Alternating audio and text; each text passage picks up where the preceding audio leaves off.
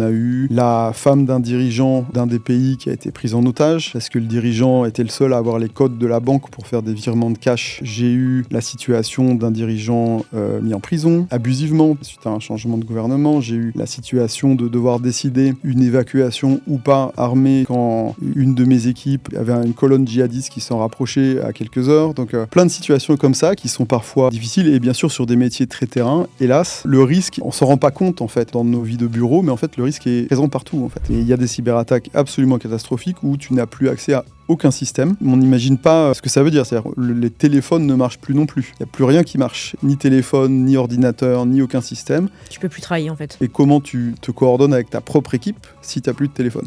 On a dû fermer les systèmes. Le temps de les auditer un par un et de réouvrir serveur par serveur, ordinateur par ordinateur. Pour limiter l'impact en fait. Pour vérifier qu'il n'y avait pas de virus dedans. Et donc l'impact n'a pas été tellement l'attaque en elle-même, puisqu'il n'y a rien qui est sorti, il n'y a pas eu de rançon de payer, il n'y a rien eu. L'impact a été de devoir éteindre et redémarrer une entreprise. Et redémarrer une entreprise quand elle est éteinte, c'est beaucoup plus compliqué qu'à rallumer un interrupteur de lumière. Quand on est entrepreneur, chef d'entreprise, c'est comme être le maire d'une ville. Moi, je suis le maire d'une ville de près de 30 000 habitants. Dans une ville, il y a des incendies, il y a des accidents de la route, parfois des problèmes de financement, il y a une école, il y a des nouveaux étudiants. Ce rôle, c'est imaginer une communauté humaine où il se passe du bien, du moins bien, et à chaque fois, il faut anticiper.